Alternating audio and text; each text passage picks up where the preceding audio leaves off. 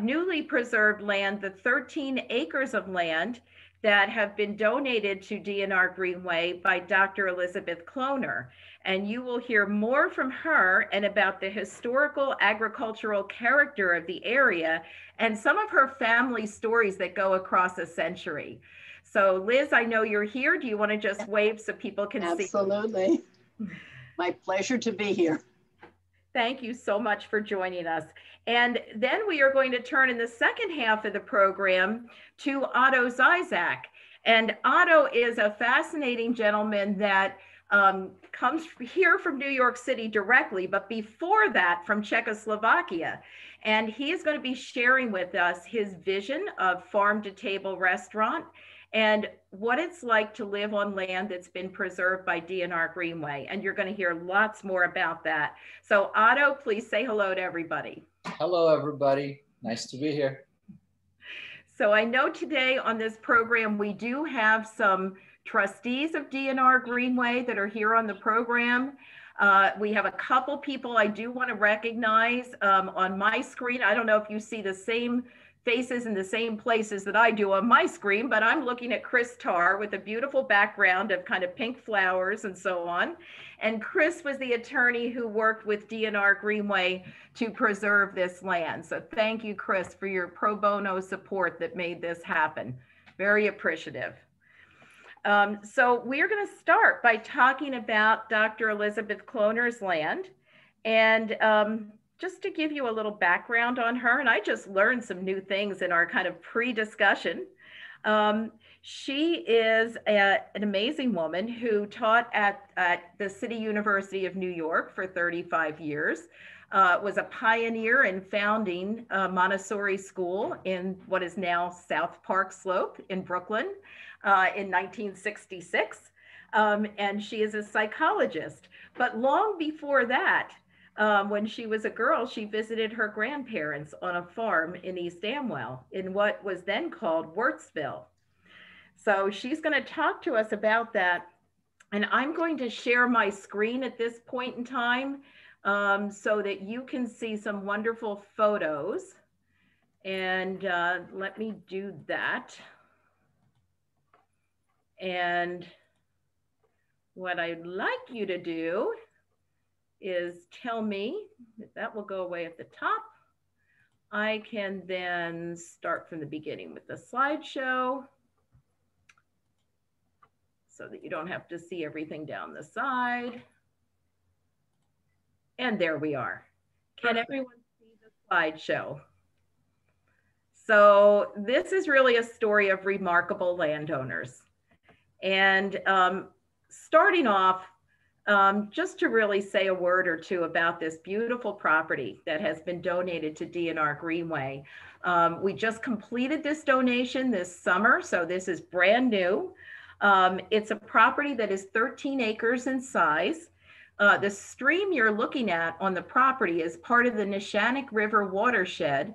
And this is a stream that's considered a C1 stream, Category 1 stream by the New Jersey DEP. So what that means is that it's highly protected, high quality waters, and it's designated that for its ecological value.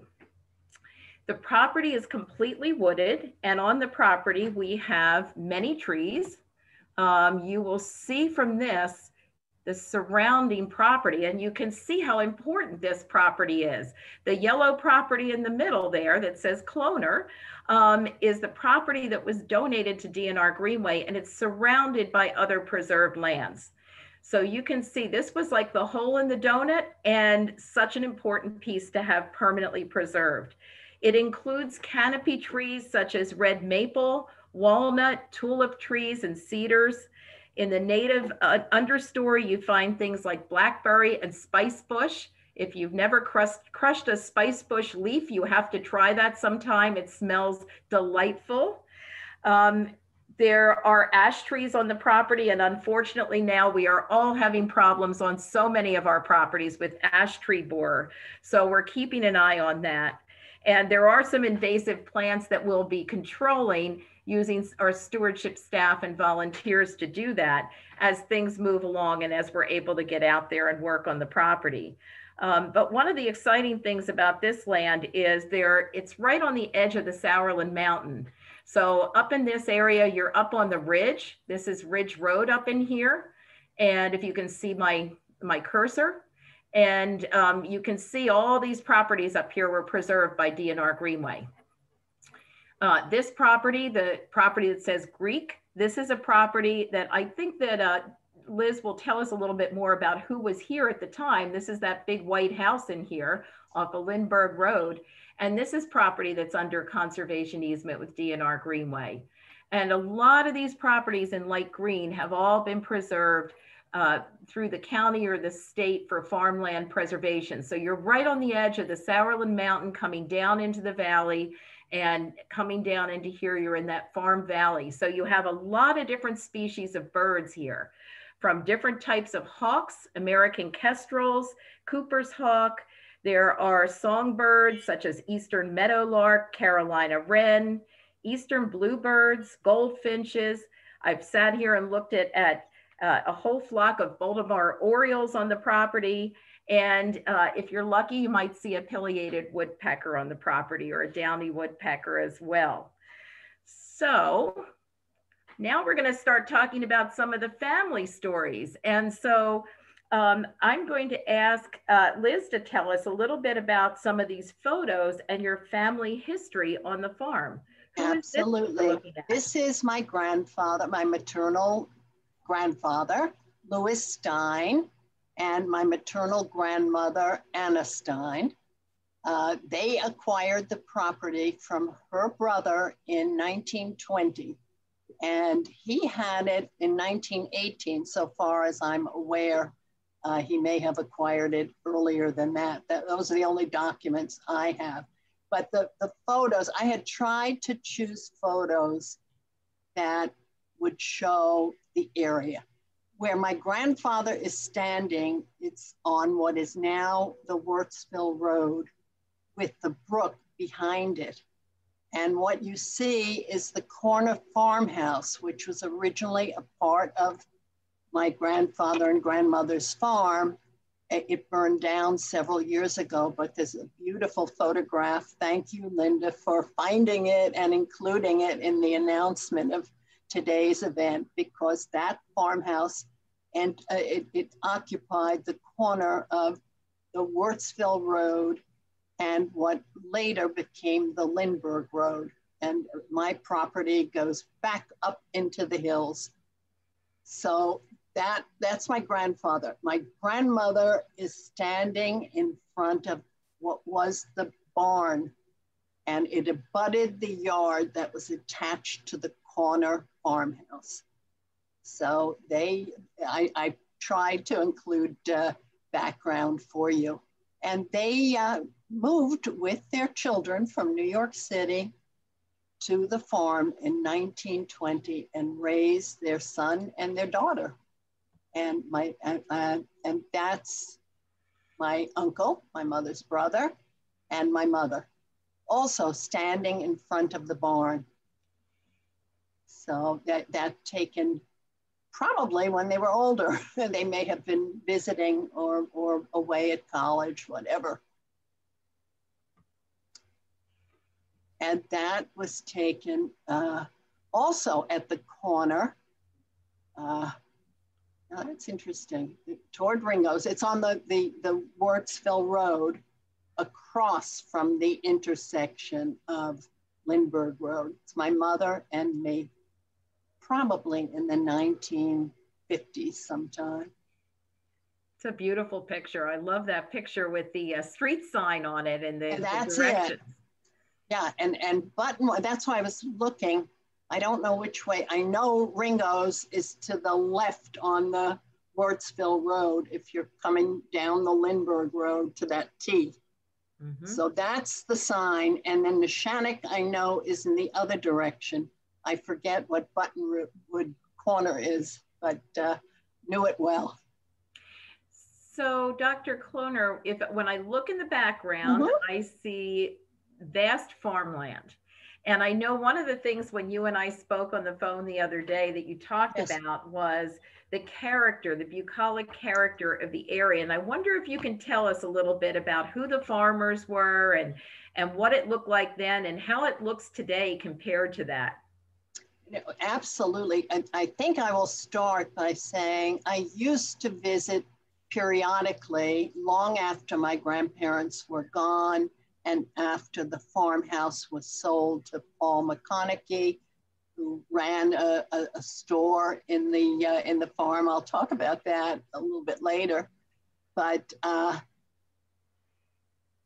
my visits stopped for a while, and I went back with Stephen just in, I think, November, and was so taken by the fact that the farmland, the rural or agricultural, bucolic, pastoral character of the land was maintained. When I see in so many other places geographically that land has been gobbled up and developments have occurred. So that was very exciting.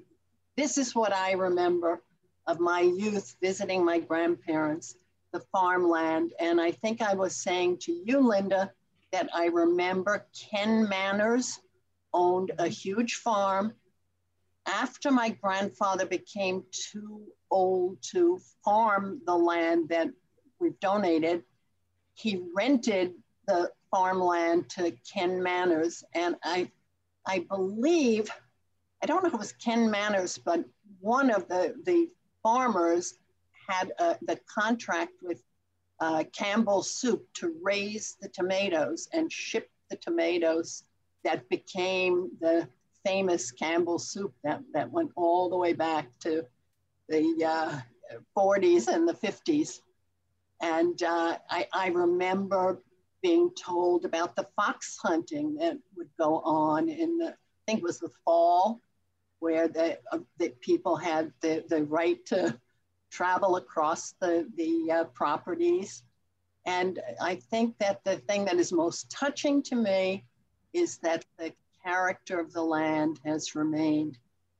It's a gift. It's a gift to be able to pass it on to posterity. Well, and I just want to recognize as I'm looking at my screen, I see my little thumbnails on the side, and I happen to be looking at Gloria Ann Roby, who along with her husband, Tony, supporters of DNR Greenway for a long time, but they've been leaders in East Amwell, preserving land. And I give them a lot of credit for many, many acres, hundreds of acres, if not thousands of acres of open space and farmland that's been preserved in East Amwell. So thank you to Gloria Ann and Tony. Tell us a little bit more. I think the next slide here is this wonderful sketch that you sent. Tell us a little bit more about this house and how it was used and how it kind of became different uses over the course of the many years. Absolutely. Well, when my grandparents moved, they moved to the farm with the intention of farming. And then the Depression came along. And when I think back about it, people did many different things.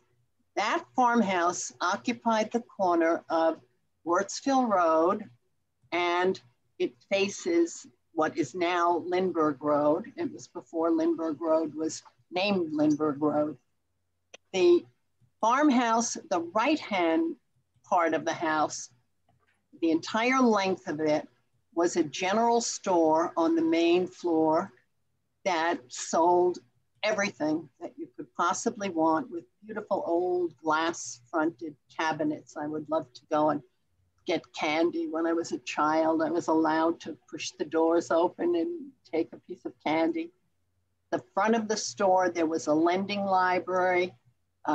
When the automobile came into being, they had the Esso gas pump, and that was in front of this garage, which abuts this is the garage. There are the gas pumps. Lindbergh Road is on the left. And this was my father's car, his new car, 1937, because I see it on the photograph. And later I will tell you the story of his earlier car. So it was a gas station. Inside the store, there was things for automobiles, gasoline, fan belts, you name it, batteries, tires. It was an everything auto place. I have a memory, and I'm not sure if it's accurate, but I think mail was delivered there. It was rural, Wirtsville, and mail was sent to Wirtsville, and people came, the farmers came and picked up their mail there. And the farmers also came and would congregate at the back of the store where there was a potbelly stove, and they would chill out and exchange stories and everything such as that. Above the store side of the house was a dance hall. It was just an open space, the entire right half of the house, the length from front to back. And that was rented out to the community for different events at any time. And again, another source of income. As I revisit, I think about the ingenuity of people living in rural land in 1930s during the Depression. On the left side was the house itself. That my grandparents' apartment was the entire depth of the house on the left side, on the first floor. On the second floor, there were bedrooms, but my recollection is, from what they all told me, is that they would rent them out to people who wanted to go to the country during the summer. And when I think about it, I think of my mother's recollections growing up of not being happy because all she remembered was the outhouse and having to go through the yard in the middle of the night if she needed the bathroom, and to the place where the outhouse was between the barn and the chicken coops. She had a very negative image of that. But there were no indoor bathrooms in the house in those days. And there was also Let's get a little feedback. Is it okay now? Yes. Okay, good. I think that my keypad moved, I'm sorry. Behind the kitchen on the left and abutting the brook was the summer kitchen, because in the summer it was too hot to cook inside the house. So they would do their cooking in this little shed that looked over the brook.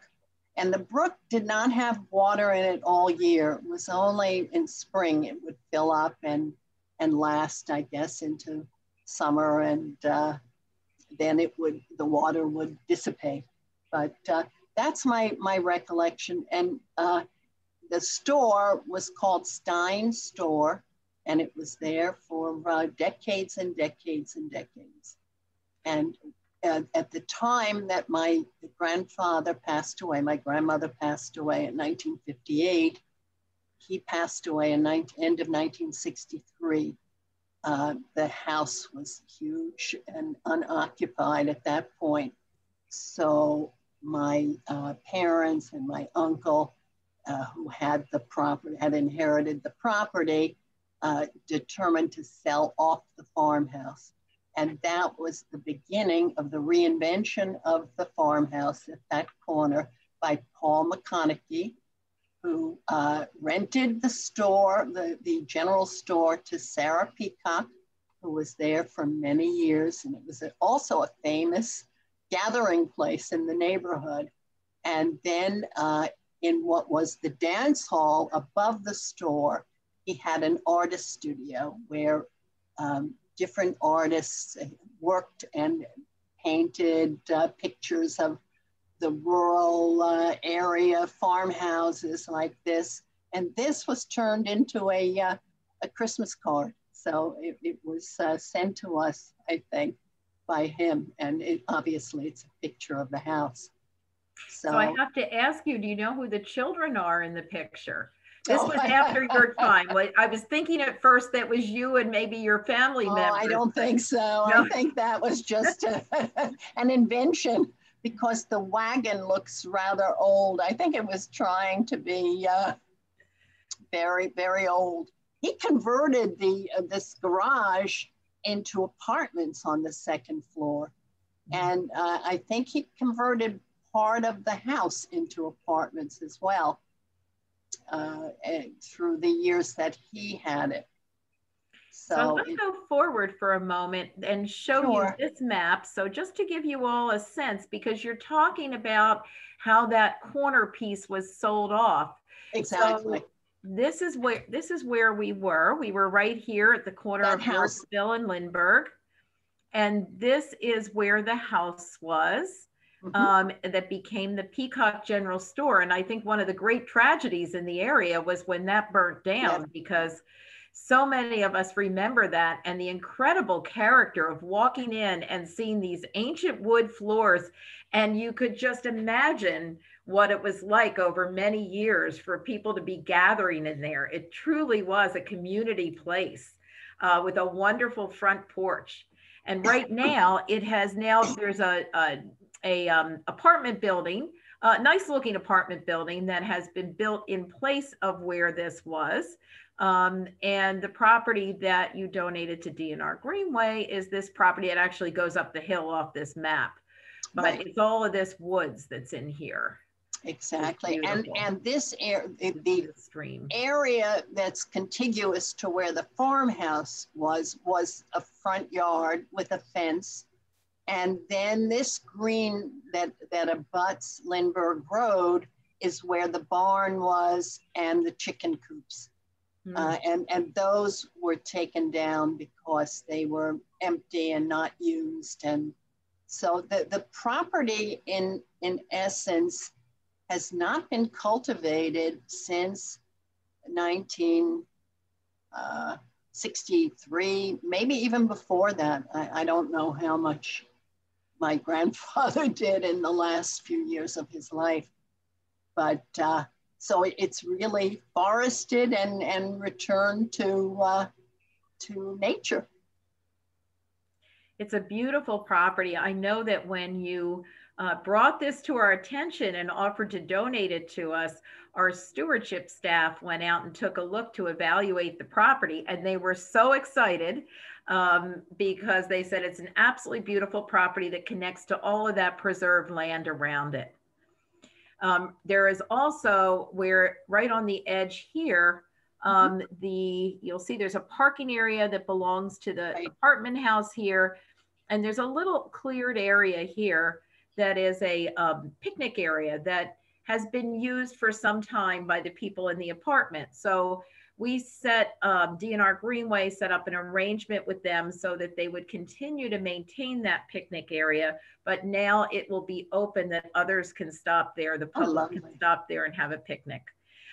My dream for this property is that we put a couple more parking areas here, but also parking spaces, I should say, but also an interpretive sign that tells the history of the area. And one of DNR Greenway's signature signs so people can find it. And then I know our staff would love to create some trails through the woods.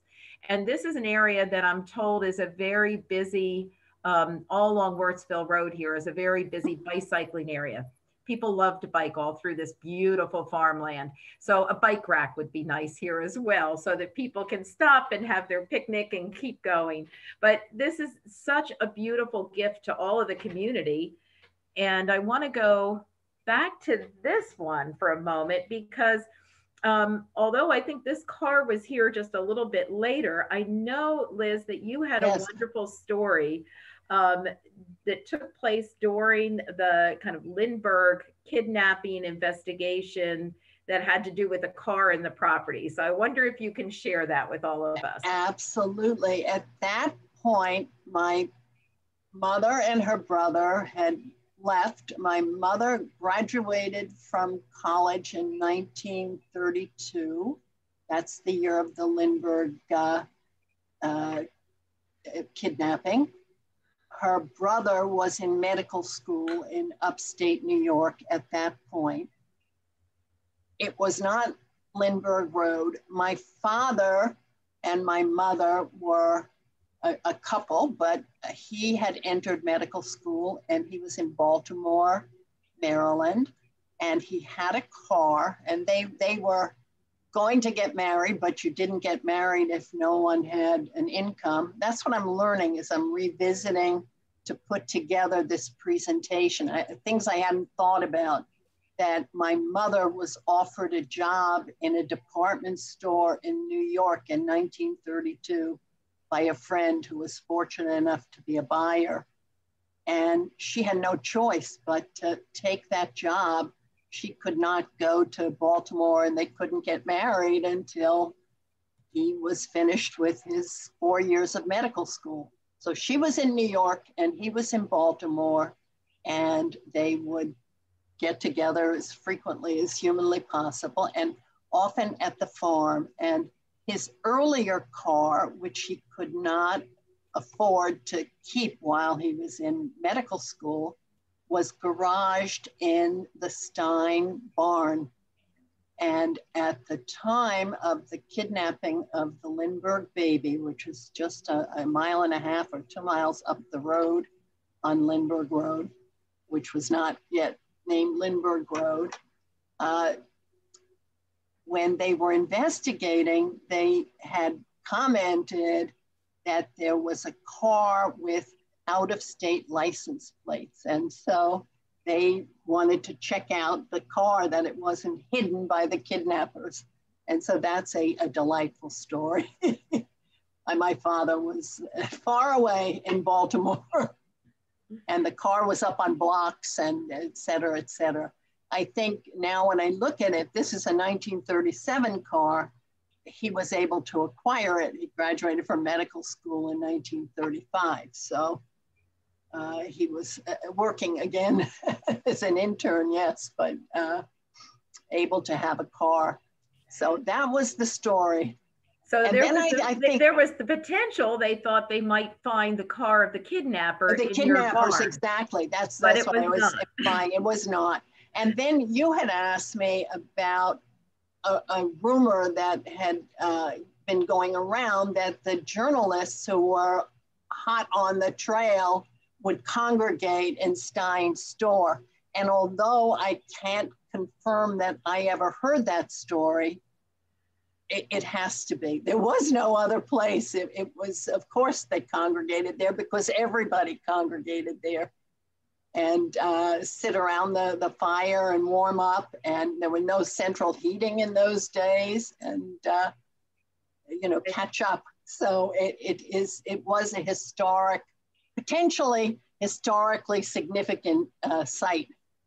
So they rallied around the potbelly stove in the forest to keep warm. To keep warm, exactly.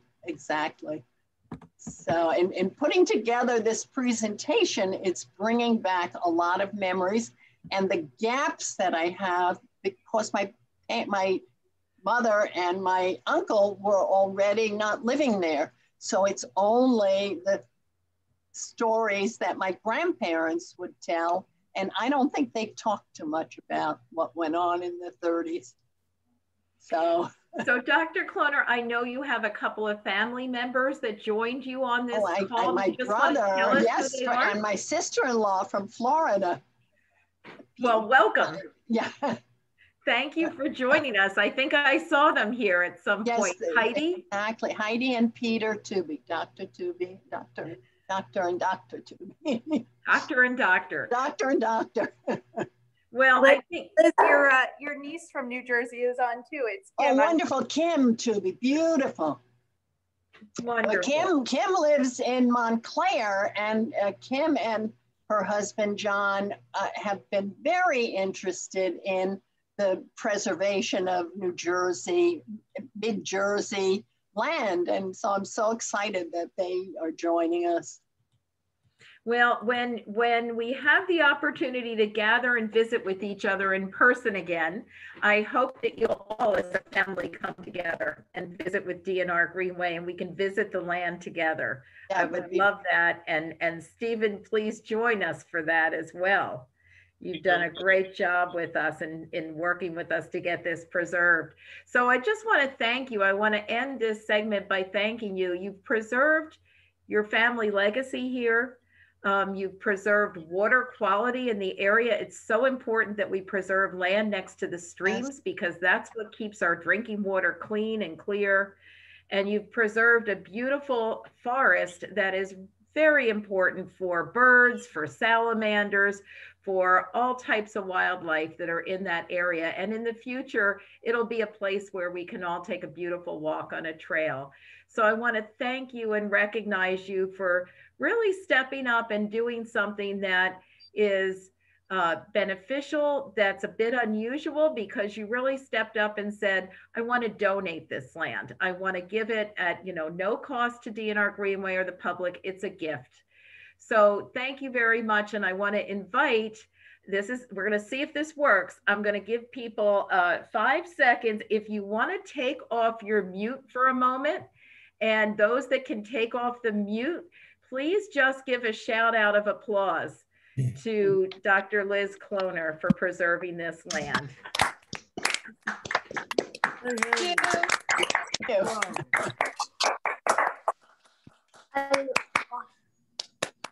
Thank you so much. And I am going to stop sharing the screen for a moment. If you're shouting out thanks, I want to thank Chris Tarr, who was wonderful to work with in helping to do the transaction and bring it to fruition. Thank you, Chris. Thank you, Chris. He is a treasure for us. That is for certain. And again, I think so. Liz, one last thing I would invite you to say, if you'd like. I know that, we talked about so many things about the land and the stories of your family there, but if you, in just a nutshell, want to tell us, why did you choose preservation instead of selling it for somebody to put another house or develop it? Basically, because of my commitment to preserving the bucolic rural nature. That's what I remember growing up. And there's just too much development where land is acquired and carved up and development takes place. And it's a special area. And I think I said to you, Linda, it's strategically located. It's so close to Hopewell and Flemington and Princeton and Lambertville and New Hope. It's, it's what central New Jersey was. And close to getting to Philadelphia or getting to New York. And I will say my mother's brother, William Stein, lived his entire life after he came back from medical school in New Brunswick, New Jersey. And his children grew up in New Brunswick, New Jersey. But all the rest of my family has migrated to my brother and sister-in-law in Florida. His offspring are in Arizona and California. And the only one who migrated back is my niece, Kim, to New Jersey. So. Well, we look forward to meeting Kim, and we look forward to seeing you in person. It's been a delight to get to know you over Zoom. Absolutely. So, thank you. Thank you.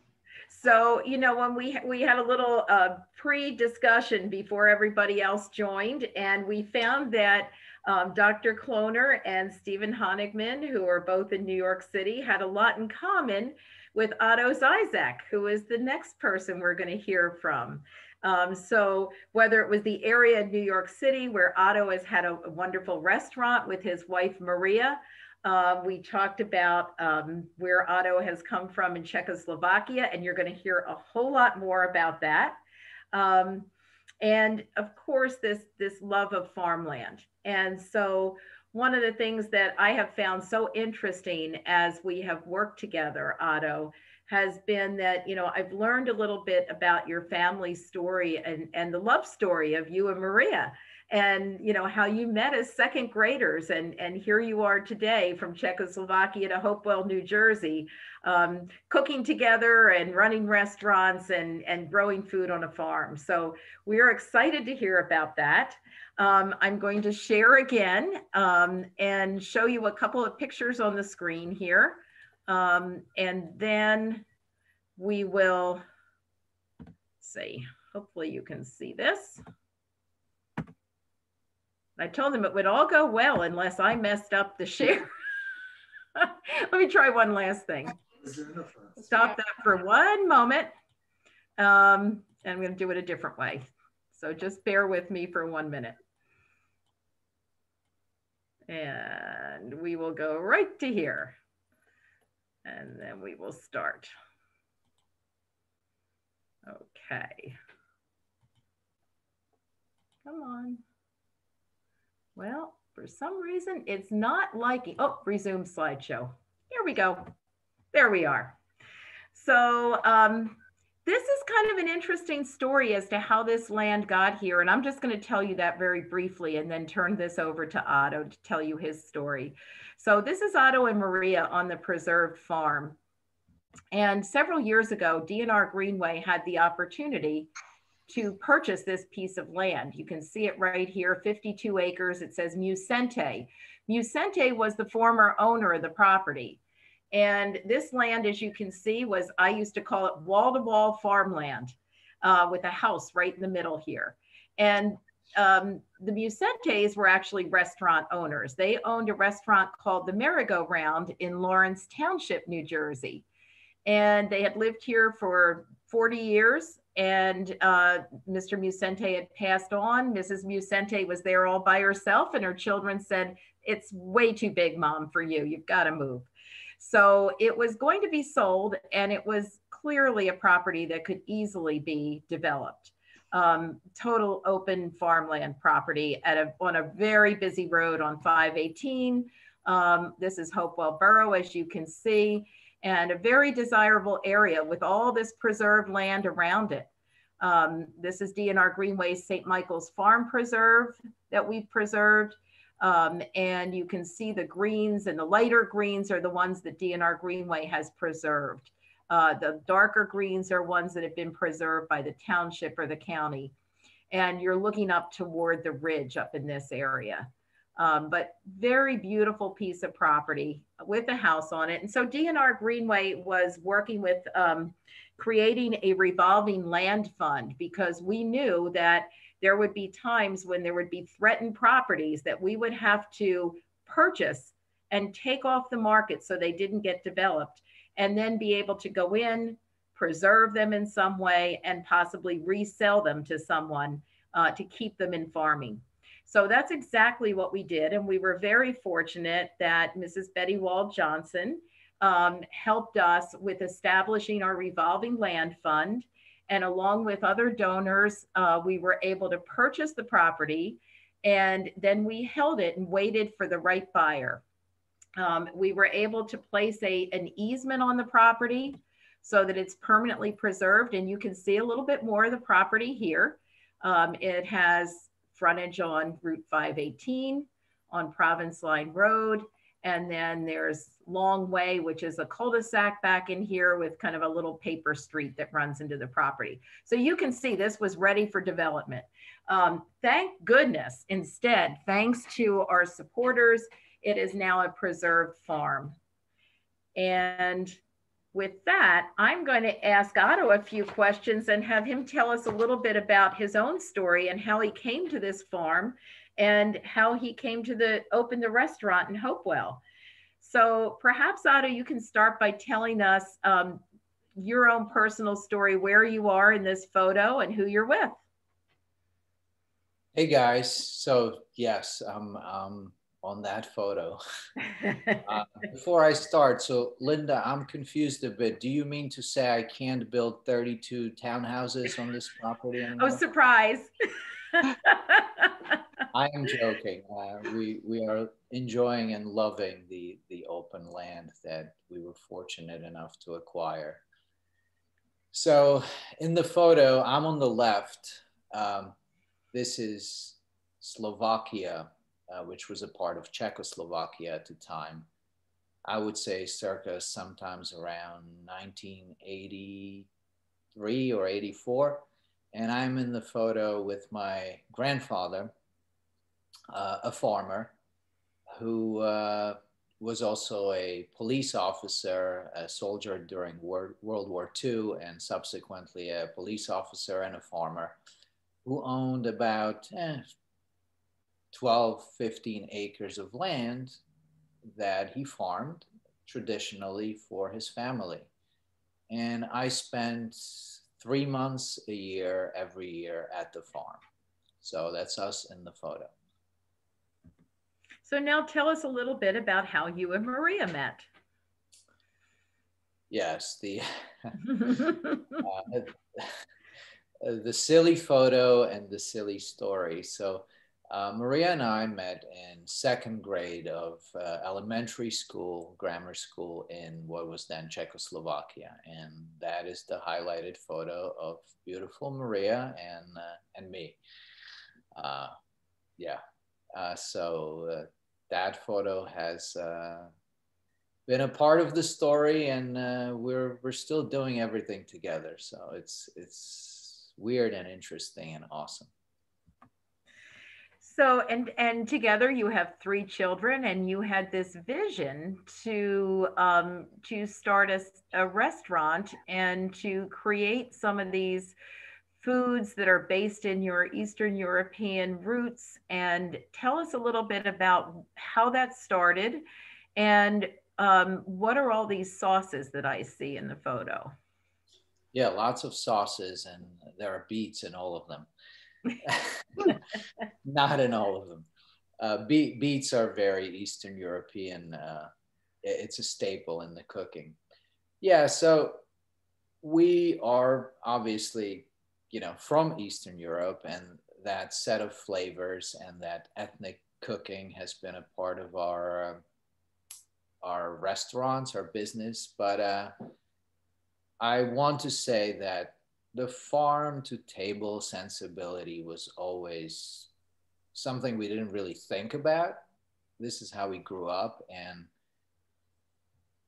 sometimes our early restaurants in New York were confusing to people because we would get new customers when we opened, and people would say, well, what kind of a restaurant is this? And we'd say, well, Eastern European and farm to table. And the combination was not understood more often than not in the early 2000s by hipster Brooklynites, because you were either an uppity farm to table restaurant, or you were an ethnic restaurant, one of the old timers, like an old Polish restaurant in Brooklyn or a Ukrainian restaurant, which we loved, no disrespect. But so we were a farm to table Eastern European restaurant from the get-go.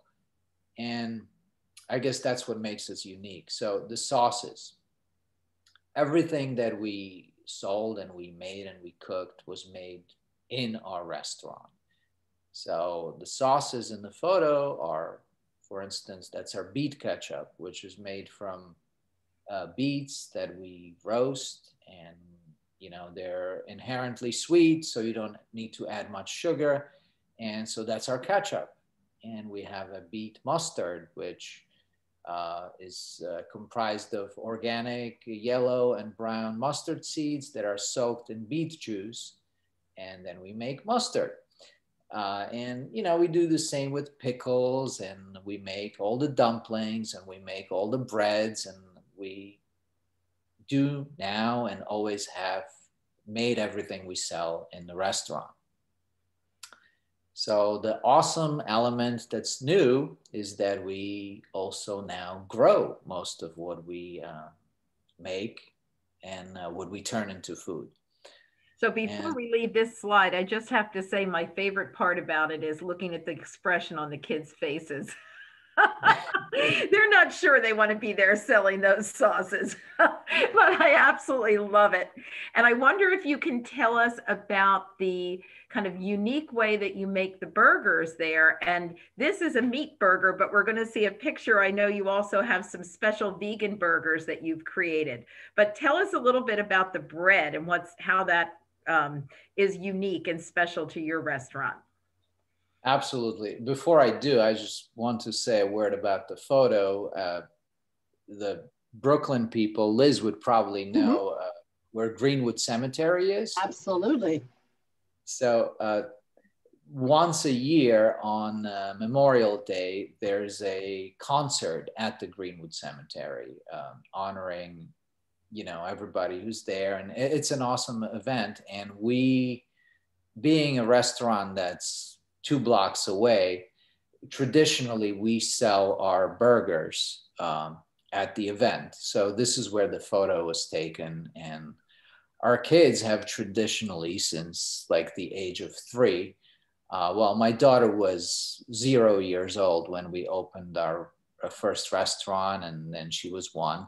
And they've been helping and assisting and selling the burgers at the event in Brooklyn at the Greenwood Cemetery to the soundtrack of Leonard Bernstein, who's a permanent resident at the cemetery. So. But our burger,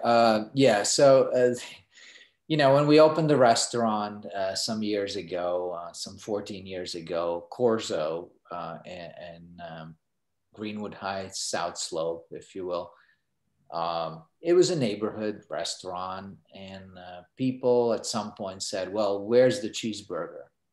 And we were like, well, it's not exactly our thing per se, but we'll give it a shot. So we decided that we weren't going to make a traditional burger, but we would get the best meat we could. We got it from the Upper Hudson Valley at the time, from a farm. And we wrapped it in Hungarian rising bread dough, which is called langos. It's a really good flatbread dough. It's kind of crazy because there's some sour cream in it. Anyway, so we grilled the burger and we put some nice toppings, our pickles, our mustard on the patty, and then we wrapped it in dough, and then we deep fried it.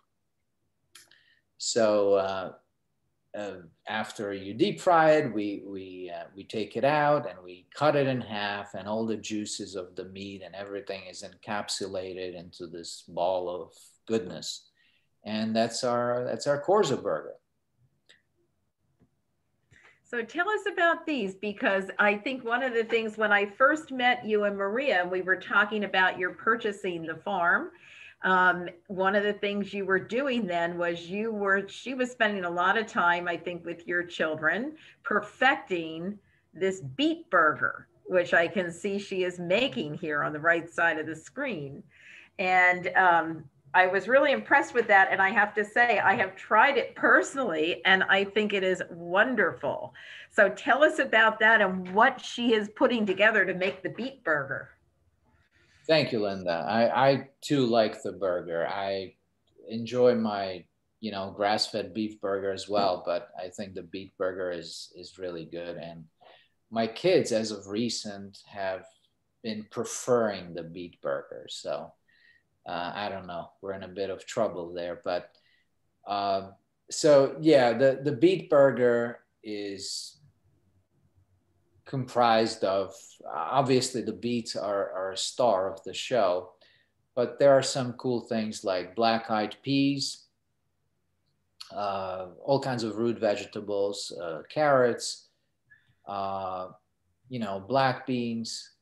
But what we are proud of is the kind of umami side of it, and a few secrets, but one not so secret ingredient is the stinging nettle, which is a crazy thing to put into a burger, but it kind of works.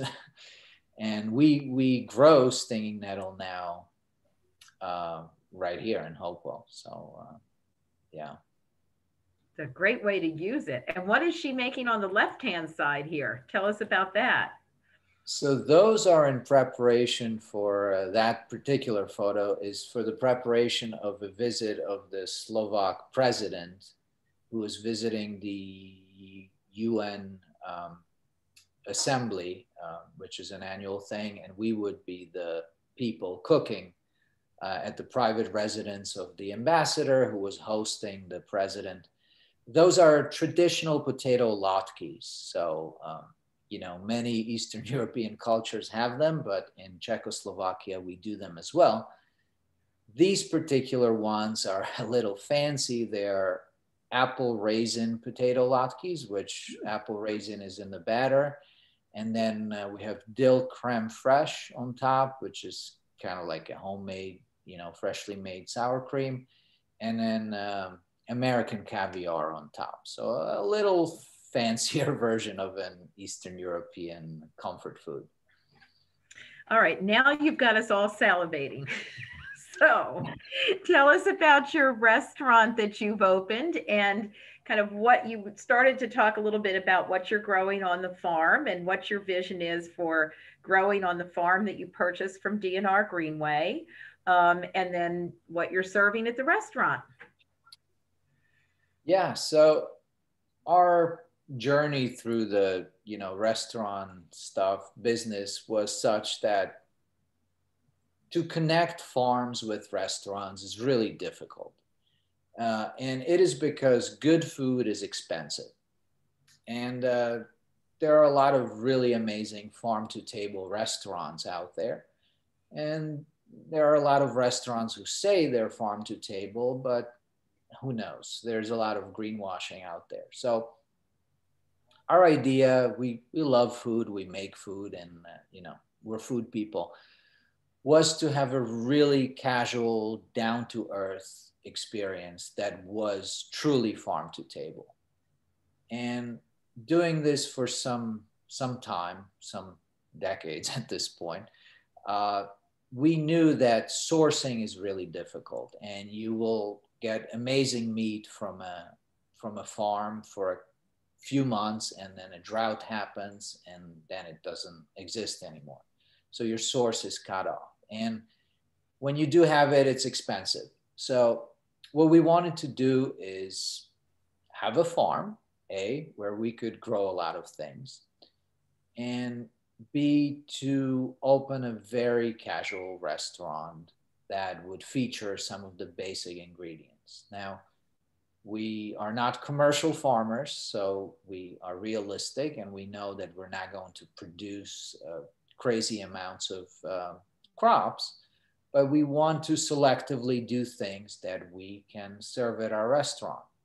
So the property in Hopewell was ideal, the size of it, the location of it, and we were known at this point for our burger, both our beef burger and our veggie burger.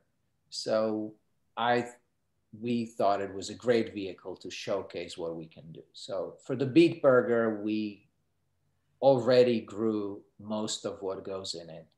And going forward, I think we can supply everything that goes into our veggie burger from our farm. And for our beef burger, we were really fortunate enough to develop and establish quickly a really good relationship with Robin and John McConaughey, who are our neighbors, who own the Doublebrook farm and other really, really awesome ventures in town. And basically the alfalfa that feeds their beef is grown on our farm, and then we get the beef. So it's a really nice, true local cycle. And we feature that Doublebrook beef exclusively at the burger shop. So it's a burger shop to start, but there are a lot of not burger things, our Eastern European specialties, like the potato latkes, like our dumplings, which we make from butternut squash, which we had a really nice small harvest this year. And you know, a spatzel, or we call it halushki in Slovakia, which are small gnocchi-like noodles with sheep's milk cheese and bacon if you like, or not if you don't. So comfort food all the way. Wonderful. And this is what it looks like inside. Here's your restaurant, and here you are on the land where you're growing the vegetables for your restaurant and the alfalfa for the beef. That's us. Yep. Well, I think it's really exciting to hear about your way of growing locally and serving locally. And it's by doing those kinds of things that we really protect the environment, as well as we protect our own health and eat healthy. I think it's fascinating to think that we can go to your restaurant now and we can get one of your beet veggie burgers, and everything is grown on the farm. One of the things that we'll be doing, here's Home Sweet Home. This is the house that's on the property. And one of the things we'll be doing in the next couple of months is getting up a DNR Greenway sign. Some of you who live in the area are familiar with what those look like. And so when you drive by those signs, you know that's a property that's been permanently preserved. And it will identify this property as the Zizak Preserve. So we will be proud to put that sign up and be associated with you going forward, Otto, and your wife, Maria. I think from my perspective, and I think the rest of the staff and the board would agree, it was worth the wait. We waited a while to find the right person to purchase this farm so that we would have a long-term partnership. And we're delighted that it was you. So thank you very much for becoming part of the DNR Greenway family and feeding all of us. Thank you. You know, this is an opportunity that, can you still hear me? Yes. Yes, this, you know, we're not legacy builders in weird senses, but it makes us very proud because my grandparents were farmers, and they weren't New Jersey farmers, but they would have been very proud of what Maria and I are doing. So we feel really good about it. And we traveled the United States, you know, exploring, and we're immigrants, and looking at many, many different corners. And we feel really comfortable and feel at home where we are. So, so thank you. No, we're delighted to have you. And again, if anybody would like to unmute themselves for a moment, let's thank Otto for sharing his story and look forward to his restaurant. So I see lots of hands clapped. Yay! Thank you. Thank you. So I know that I'm just checking the chat. I see there's a couple of things in the chat. Some of you put some comments in there. One of them was that the Hunterdon County Historical Society has many of the day books from the store. That would be the Peacock General Store from the 1860s and 70s. Oh, wow. That might be the Stein store. Neat to see what was sold. Oh, my goodness. And then I also see from Tony Roby, my first car was a 37 Packard. All right, Tony. I see some thank yous here coming in. And oh, I see a question that I have to ask. Does ottoburger serve takeaway? So is it eat in or take out, Otto? All of it, yes. We've been fortunate enough to have an insane amount of takeout business. So sign of the times, but yeah, definitely takeout. And we're doing some limited dine-in with, you know, spaced tables. Well, every time I've driven by or stopped by, I have seen that you've had some very good business. So I'm delighted. I know some of the DNR Greenway folks have been picking up some of the burgers there or stopping by. And I will just add that when I stopped to pick one up recently, you slipped in a couple little desserts and as complimentary, and thank you. I shared them. They were delicious. So don't miss the desserts. So I want to, as we bring this to a close, let you know the next happy hour that we're having, and this is our kind of series of virtual happy hours from 5 to 6. We try to do them once a month.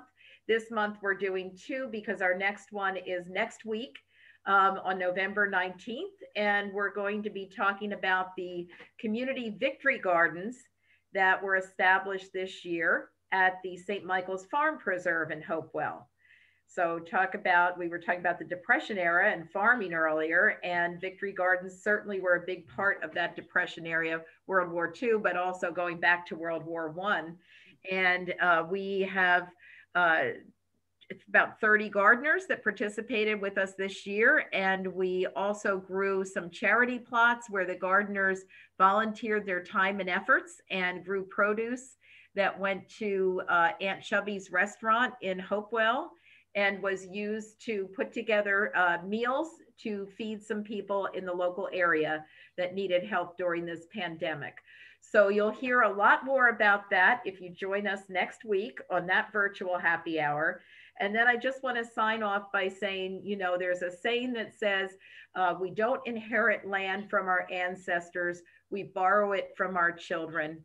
And what you all have done, what you have done, Dr. Kloner, what Otto is doing, kind of passing generation to generation with the farming and the farm to table movement, is you're ensuring that we have a future that's a healthy future for ourselves, but also for the plants, the birds, the wildlife.